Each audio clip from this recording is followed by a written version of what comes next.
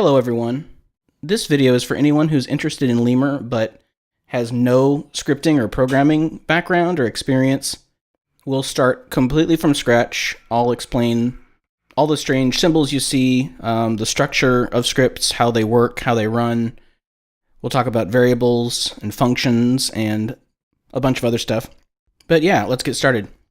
So when a script runs, what Lemur does is it reads one line at a time. And on each line, there may be something there, or there may be nothing there. If there's something there, then the script runs that line, and then when it's finished running that line, it moves on to the next line.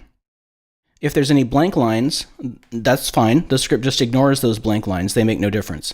When Lemur reaches the end of the script, then the script ends. So that's the most basic fact about scripts. They run from top to bottom, and blank lines are okay. All right, so what are the sort of things that we actually put into a script? If you've watched any of my other videos, you've seen that you create variables by typing decl and then the variable name, and then you put a semicolon after that. So what are all of these things? decl is a special keyword. A keyword is just something that Lemur knows some meaning of when you write it. It's a part of the scripting language. And so you can see that it's in an orange color. It's highlighting it in that color to remind you that that's a special word. So, for example, you should never call a variable decl because you'll confuse Lemur and it won't know what to do. So if decl is a keyword, what does it do? It tells Lemur that we want to create a variable, and so it's going to look at the word just after decl to find out what we'd like to name that variable. Then at the end of the line, you see we have a semicolon. Now, if you look on your keyboard, that's not the two dots, that's the one with a dot on the top and sort of a comma on the bottom. A semicolon being at the end of this line is not something you really need to question. It's just a part of the language. Just like at the end of sentences in English, we put a period. That's just how we mark the end of sentences. So this as a whole is called a statement. Like this whole line is called a statement. It does something. It takes an action. It creates a variable. And so every line that is a statement has to end in a semicolon. That's just part of the language.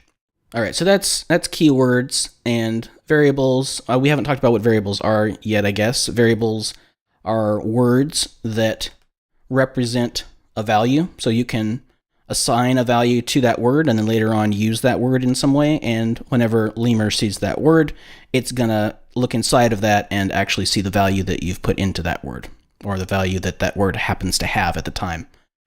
We'll talk a little bit, probably more about those later. But besides variables, you've got something called functions. Now, functions always end in an open and close parentheses. Once again, this is just a part of the syntax of the language. It's just a part of what you have to write. There's no special meaning. This is just how you call a function. So we'll just say get object. Now, you notice the script is red still, and that's because we don't have our semicolon yet. When you call a function, that is also a statement, and so once again you need to have a semicolon at the end of the line. Now, what is a function? A function is one word with no spaces, and basically it's a shortcut for running some other bit of code somewhere else.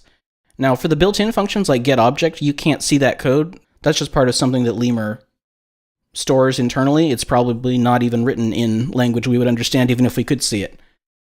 You can pretend that somewhere else there are just, some other lines of code somewhere that Lemur is now running, and then when it's done running those lines of code, it comes back and gets ready to run the very next line of our code. Now, some functions give us values back, and some functions don't. And when I say give values back, I mean some functions perform an action, and they act on some object or some value or, make some change. But when we're done with the action, there's nothing that the function gives back to us. It just does something. But getObject, on the other hand, actually gives us the object that our script is inside of, right? As we've talked about in other videos. So I'm going to change our variable name just to C, just to make it simple.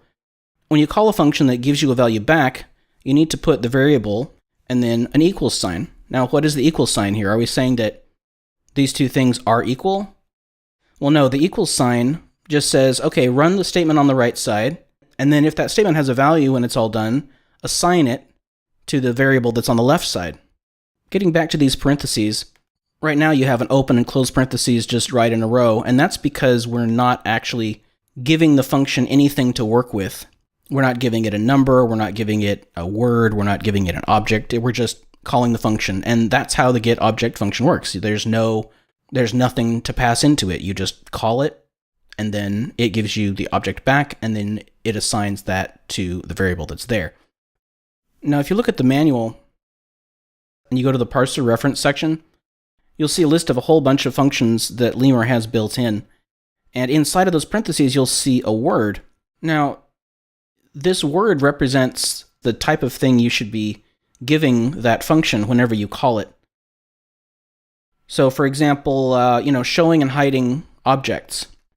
You say show, and then between those parentheses, you put whatever it is that the manual tells you need to put. Here, for example, the first one says object. So that means here we need to actually put the name of an object that's in our project. And then for state, well, if we look over at the description, it says displays when state is equal to 1 or hides when state is equal to 0. Now, when you see this equal sign here in the manual, don't take that to mean what we were talking about a while ago as far as assigning. This is just the notation that they use to let you know that when the state is 1, then it's going to display the object, and when the state is 0, it's going to hide the object. So you need to be putting either 1 or 0 here, and that's the value that it's expecting. And then in between them, you see that there's a comma. Again, this is back to the syntax. There's no special meaning other than the fact that when you're calling functions and you need to pass multiple variables into that function, you have to put a comma in between each variable. We'll see commas used in other areas as well. Okay, back to Lemur. Okay, let's talk about the types of variables we can have. So a variable, when you assign it a value, is always going to be either a number, some stuff in between single quotation marks. Single quotation marks is the syntax in Lemur for creating what's called a string. And a string is just a collection of letters and numbers, can be maybe some punctuation. You might use a string for different things. For example, you might set the content of a text box using a string. And in that case, you can put anything you want in here because Lemur doesn't have to try and understand what you've put in between the quotation marks. It just puts it into the text box for you. But sometimes you do have to write particular things. We've seen strings before when we used the getAttribute function. Let's create a variable and put getAttribute, getObject, and then in single quotes we'll put rect. Close parentheses, semicolon. Okay, so here we're using quotation marks. This is still a string, but in this case we have to put a string that Lemur recognizes. In other words, Lemur knows what that is. If you look in the manual and you look up the attributes for an object, any of those attributes have to be inside of quotation marks because this function expects an object and a string. Let's look at the manual real quick. So here it says getAttribute, and then in parentheses it's asking us for an object and then for a name. And then it says it returns the value of the object's attribute called name in quotation marks. Now earlier we said that you want to put variables in here, or strings, or objects, but here I've put a function. So remember a while ago how we talked about, some functions give us values back, and we saw how you can assign that value that you get back to a variable. Well, what happens when you put a function inside of a function, basically this runs first, and then that variable that gets sent back by this function, it's as if you'd written it right here. In this case it's a knob, so we'll just delete what's here and say knob. So internally, when you run this function, it first runs any of the functions that you've passed to it as parameters or arguments. That's what these are called. That's the term used to refer to these things. They're called parameters or arguments. And so when you pass a function as an argument to a function, Lemur runs that function first, gives you a value back, and then that value is what gets actually sent to this function. So the getObject function in this case doesn't actually get sent to this function. I know it might sound confusing, but this function actually runs itself first. And then the value that comes back from that, and whatever other values you've sent to this function, will then be sent. I hope that makes sense. Okay, we've talked about numbers and we've talked about strings. Another data type that we've just seen is an object data type. The fourth data type is vectors. If you've seen the other videos, then you've already seen vectors many times, but basically, for vectors, you use this different type of brace. Now, these braces have two uses in Lemur. They're used for vectors, and they're used in conditional statements, and we'll talk about those in a few minutes. But anyway, for vectors, vectors are just a list of things. They can, once again, any data type is fine. Numbers, letters, objects. Let's go ahead and assign this to something. Now notice that this turned regular colors. It's not red. Technically, this is a statement still. It's a statement, but it's a useless statement. So let's see. Let's call it v. All right, so we've made a variable called v, and we've assigned it this vector. So the vector is your fourth data type in Lemur. So far, just going through this stuff, we've encountered two different types of parentheses. We've encountered the regular curvy parentheses, these curly braces, but there's one other type that is used, and those are the square brackets. Now, the square brackets have one purpose, that is to refer to a particular value within a vector. So the way you do that is you type the name of the variable, in this case v, and then you put a left bracket, and then you put the number of the thing that you want to refer to. So the way you count is you start from 0, 0, 1, 2, etc., however many elements there are. And that number you put here, let's say rect, for example, so we'll put 1, and then you put a close bracket. If we wanted to assign this rect to a variable, we could say decl, and then our variable name, maybe index1, equals that, and then put our semicolon at the end, and we have our statement. All right, let's change gears now, and let's talk about conditional statements. What is a conditional statement? It's basically a test. Usually you're testing for equality, whether two values are equal to one another, whether one value is greater than the other or less than the other. And so we use special symbols in order to write conditional statements. Now, note that conditional statements on their own don't actually do anything, but we're going to talk about them first, and then I'll show you how they actually get used. So, for example, we've got A is 1, B is 2. So A is greater than 1. That's how we would represent A is greater than 1. And so, as a conditional statement, let's think about this. A is 1. So is A greater than 1? No. If we change this to a 0, is 1 greater than 0? Yes. So see, conditional statements always wind up with a true or false, or yes or no, or it's a test. So before we look at the different symbols, it's probably a good idea if we go ahead and talk about the if statement. I'm just going to go ahead and write the framework for it, then we'll talk about it. All right, so the if statement lets you define an area of code that may or may not run depending on based on your test that you put in between the parentheses. Note that the word if is also orange, just like decl. If is another keyword, which means that it's part of the Lemur language. The way you write if statements are if, then you need an open, regular old parentheses. You put your conditional in between the parentheses, and then you close the parentheses. After that, you don't have to have a space here, that's fine. Technically, I don't think you have to have this space either. But now you see our second use of these curly braces. We saw before how they were used to define or refer to vectors, and this is their other use. So whenever you see these, when you see an open one here, and then you see a bunch of lines, usually there's going to be stuff obviously written in here, and then you see this, these two you can think of like bookends. You can even put it on the next line if you want to, it'll still work. It's just personal preference whether you put it here or whether you put it here. So these are your bookends, and now in between are going to be all of your books. So in that way, these two sort of define a space, they define a section of code, and that section of code is defined for a reason. In this case, the reason is we're telling Lemur to only run this section of code if a particular condition is true. We'll see some other things other than if that also use these braces later on. But that's the basic structure of an if statement. Now let's see different ways we can compare things. So we already did greater than, less than. This is how you test if A is less than 0. I'm going to change this to B, actually, since we've assigned B up here. What about equals? Now, what about this? Does that look right? That is actually not right, and I'll tell you right now, this is one of the easiest bugs to run into. We said earlier that the equals sign is the assignment operator.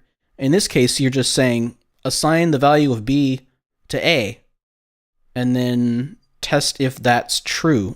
And that does not have the meaning that we are intending. So what you need to use instead is two equal signs in a row. That means equality. Is A equal to B? And now it can tell us yes or no, true or false, whether that's the case. And then if it passes that test, then it will execute whatever code is inside of these two curly braces. What about not equal to? Not equal to, you use exclamation point and then equals. So that means, is A not equal to B? You're asking kind of a confusing question, because the answer is going to be yes, A is not equal to B, or no, A is not equal to B. So let's think about it. In this case, A is 1, B is 2. So what would the result be? It would actually be yes, or true, or that type of thing. It would be a positive result, because it is true that A is not equal to B. A is 1, B is 2. Now, we've been saying true, false, yes, no. In reality, true is represented by 1, and false is represented by 0. So that's the value you're actually dealing with here. Okay, well, that's nice and simple when we're just doing one comparison. But what if we want more than one thing to be true? So let's make some more variables. I'll make these both 3. So let's do a statement that would actually be true. If A is less than B, let's just go ahead and write our second condition first, and then we'll put something between them. We also want to test if C is equal to D. So in order to do that, we have to put something in between these two, and that something is a double ampersand symbol. Once again, there's really no need to question why you put 2 ampersands. 1 ampersand does mean something, but we haven't talked about that yet. So for now, just know that you have to put 2 ampersands. So inside of conditional statements, it's okay. You're free to group these things like this in order to make it more clear what's actually going on. It'll work either way, but you'll often see more parentheses put inside, and just kind of like the braces do, kind of like the braces define an area here, this defines an area that this should be evaluated first, and this should be evaluated first. So everything inside of the parentheses get evaluated first, and then this whole thing as a whole gets evaluated. So what would Lemur do? Lemur would say, is A less than B? Yes. Really, it's a 1, of course, but we're just going to say yes. And then here, is C equal to D? Yes. Okay, now Lemur says yes and yes. Well, yes and yes. These are both yes, so the test will pass. Now, what if this one had come back with a no? Maybe is C greater than D or something like that. Now, this whole thing will be a false result or a 0 result because both of those things are not true. And the ampersand says, if this is true and this is true. This is true, but this is not. Therefore, as a whole, this test fails, and so this code right here will never execute, will never run. Let's put some stuff back in here. Let's just use numbers since it's easier than referring to the variables. So let's say if 2 is less than 3, if 3 is greater than 5. All right, now, instead of both things being true, what if we just care about one of them being true? In that case, what we mean is if this is true or if this is true. So the symbol that you use to represent or, a logical or, is the pipe symbol. Now, the pipe symbol is one of those things you probably never use for anything. On the US keyboard, it's just below the delete key, at least on my keyboard. It just looks like a vertical line. I have to hold shift and press the backslash key in order to get the pipe symbol. You can look it up on your keyboard. But you need two of them. Just like with the ampersand, you need two of them. So now this means if 2 is less than 3 or 3 is greater than 5. So if either one of these things is true, then the code inside of the if statement will run. Even if one of them is false, it doesn't matter, because now you're just testing for one of them to be true, if this is true or if this is true. In this case, would it run? If 2 is less than 3, well, that's already true, so it probably doesn't even have to do the second test. It can just run it because it already sees that 2 is less than 3. Now, if these were swapped around, if we had, if 3 is greater than 5 first, and then 2 is less than 3 here, well, then it would look at the first one and say, is 3 greater than 5? No. But this says or, so let me check on the second one. If 2 is less than 3, 2 is less than 3, so therefore, again, the test passes. So it doesn't matter which order these things are in. Lemur will, of course, evaluate the whole thing, and then run its test, and then either pass or fail. Okay, not to confuse things too much, but what if you wanted to have and 3 is equal to 3? What would happen then? So you've got an or and you've got an and. At this point, it's kind of unclear what you're trying to test for, because this could be interpreted as, like, just by looking at it, is 3 greater than 5 or 2 less than 3, and is 3 equal to 3? Or it could be interpreted as, is 3 greater than 5, or is 2 less than 3 and is 3 equal to 3? So if you're going to do complicated statements like that, you're better off, like we said a while ago, putting more parentheses. I know it looks a little bit messy, but it groups your code together. Now you can not have a space here if you want, just to keep it easier to read. So now you have this as a group, and you have this as a group, and we said that the innermost parentheses always execute first. So the innermost, open, open, open, okay, this is our innermost, so 3 greater than 5, that's going to run. 2 less than 3, that's going to run. And then this whole thing will evaluate to either a 1 or a 0. And then this thing's going to run 3 equal to 3. Actually, we didn't need these extra parentheses here. And then after those all run, then the 1 or the 0 here and the 1 or the 0 here will be tested against each other. And if they're both true, then it'll pass. If we change the grouping the other way around, so if we put parentheses here and then parentheses here, so now we've got these two grouped together by this set of parentheses, and then this by itself. So is 3 greater than 5, or all of this? So once again, you'd start in the innermost parentheses, 2 less than 3, yes.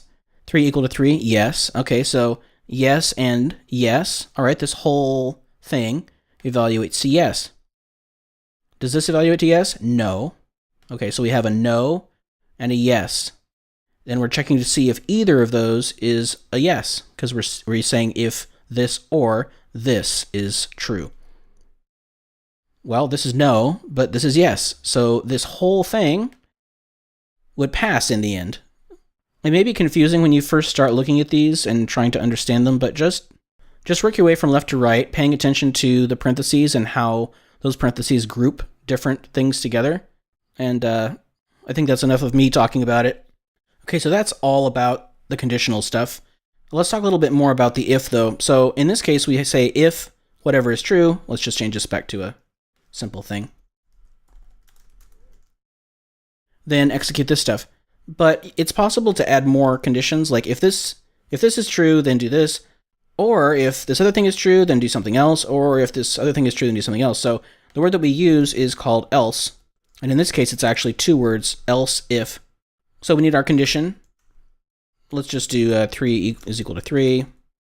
Close parentheses. And once again, what do we need? We need these braces, right? Because we're defining another section of code that's going to run if this second test passes.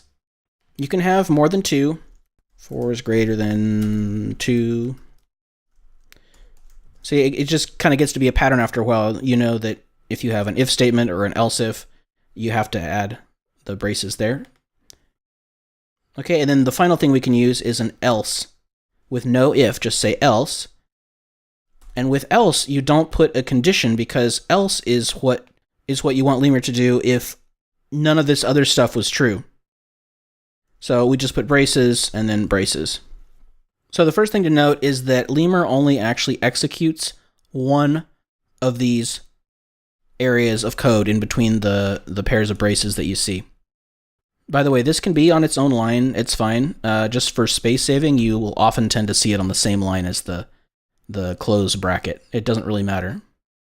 So, right, only one of these sections will execute, and Lemur is going to execute the first section that is true, and then skip all the others. So if this first section happened to be true, like in this case it is, then Lemur wouldn't even test any of this stuff, because it doesn't care. One of the logical tests has already passed, and so it runs this code and goes on to the very bottom, beyond whatever's written down here. So what if this doesn't pass? Then it says else if this. So Lemur's going to run this test now and say, is 3 equal to 3? Oh, yes. All right, well, this wasn't true, but this is true. So I'm going to run this code that's in between this bracket and this bracket. And then after I run this code, I'm going to skip all the rest of the tests because we found a case that's true. Same thing with this. If this fails, then it moves on to this, does this test. If this passes, then it runs what's in between the braces. And so you don't have to have else at the very end. It's fine if you just want to have the else if statements. But the else, that's your default. So you're just saying, look, if none of these tests passed, then do whatever's in between these two braces. So this entire thing functions as one whole bit of code. Even though you've got 4 separate pairs of these braces, you see how they're all working together in terms of making a decision which of these 4 should be evaluated.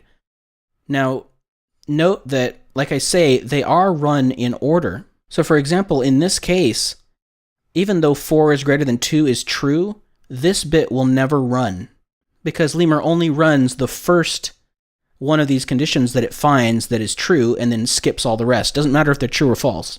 So in this case, if 2 is less than 1, that would fail, of course. And then it checks here, is 3 equal to 3? Yes. So it would run this code, and it doesn't matter that this is true. It's just going to skip that section, it's going to skip that section, and then start executing the line that's below the whole if statement. All right, so within one if statement, you can only have one if. You can follow it by else if, as many of those as you want, and then at the very end, you can only have one else. Because that makes sense, right? It's the default, what it's going to do if none of the other tests passed. Now, what's the difference between that and saying this? Well, in this case, these two things are not related to each other in any way. Remember how we said an if statement can only have one if line to it, followed by as many else if statements as you want, followed by one else statement? Well, that means that this is actually starting a brand new condition. So it's going to say, if 2 is less than 1, run what's in between these two braces, and then move on. All right, now is 3 equal to 3? Yes. Okay, so run what's in between these two. See how they're not related at all. Now, you might have already thought of this, but what happens if we do this? First off, whenever you're going to put code in between these types of braces, like this and this, you want to indent one time. And that just helps visually to kind of see the structure more easily. So in this case, what would happen? We've put this as code inside of this. Well, it's going to run this test. If 2 is less than 1, that's false. Okay, let's change this to something that's true. If 1 is less than 2, okay. So if this is true, then it's going to start executing this. If 3 is equal to 3, then run what's inside of here. So really, this is kind of the same as saying if 1 is less than 2 and if 3 is equal to 3, then run this code. But you'll often see nested conditional statements like the if statement. So I thought I'd just briefly mention it here. All right, that is a huge introduction out of the way to conditional statements and to the if statement. I'm going to try to make some of these others a bit quicker. You've got the for, the while, and the do while.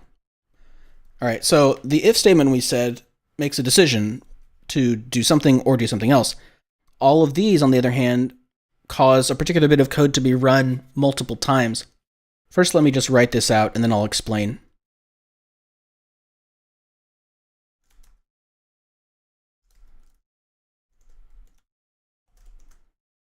I'm going to get rid of these. Okay, so when the code gets to the for statement, it first looks at this. This says assign the value of 1 to the variable a. Note that you can only do this because I've already declared this variable. Otherwise, if I took that out, for example, you'd get an error, right? So make sure that you declare the variable. You don't have to give it a value, but just make sure you've already declared it before you use it here. So a for loop is used to execute a particular bit of code a certain number of times. You start by assigning a value to a variable, and this variable is going to be the counter that kind of keeps track of how many times this section of code has run. So we're starting at 1 here, and then this is our test. This is our conditional statement. So the for is going to go, okay, assign 1 to a, and now check, is a less than 5? Well, that's true. A is less than 5, 1 is less than 5, and so it's going to run whatever in between these two braces 1 time. After it runs it 1 time, it's going to execute this little bit right here. Now, what are these plus plus symbols? This is just an easy way to increment a variable by 1, like a equals a plus 1. The plus plus and also the minus minus to reduce a value by 1, they're just conventions that have been used in a lot of programming languages for a long time, so it's just shorthand. Okay, so a has been incremented by 1. What's going to happen next? The for loop is going to look at this condition again. Is a still less than 5? Well, now a is 2. 2 is still less than 5, so run all the code that's in between these braces again. Then increment it again by 1. Now a is 3. Now run the test again. Is 3 less than 5? Yes, so run the code in between these braces again, etc. So as long as this test keeps passing, this code keeps being executed, and the counter variable keeps getting incremented by 1. If this test fails, like let's say a++, okay, now, we've skipped a few loops. Suddenly a is equal to 5 now. Is 5 less than 5? False. No. So the for loop is done, and then Lemur moves down to the line down here. You can also do it in reverse if you want to. Like I said, there's the minus minus symbol you can use. So let's start a out at 10. So what we're trying to do is run this as long as a is greater than 5. So we need to change this to greater than. And then here we need to do minus minus so that we're subtracting 1 each time through the loop.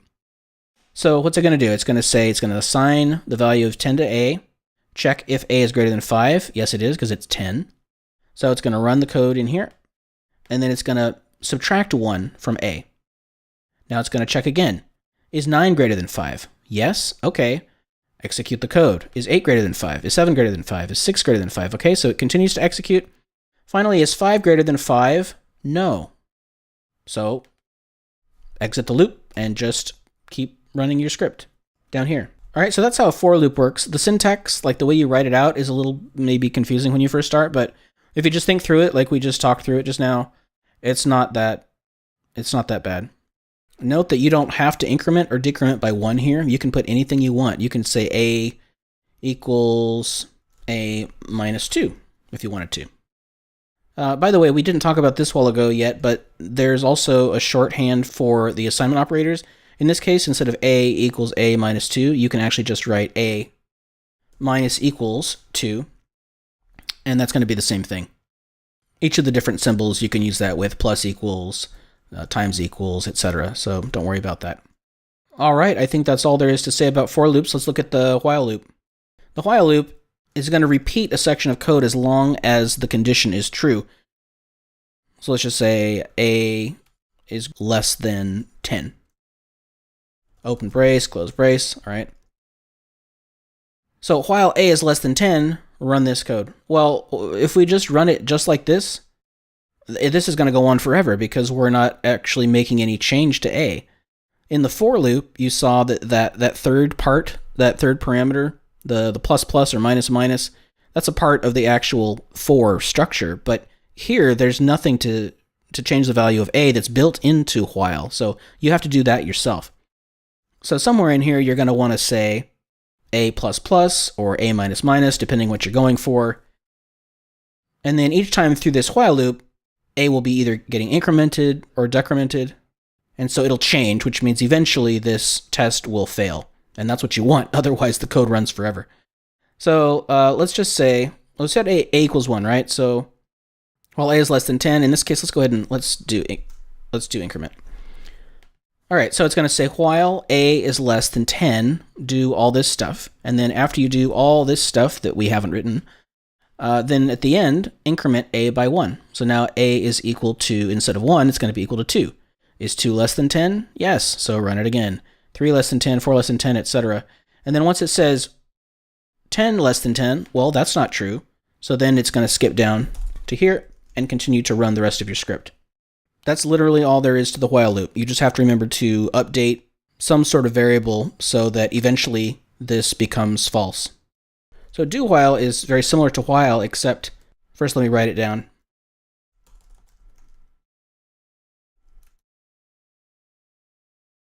So the do while loop is very similar to the while loop.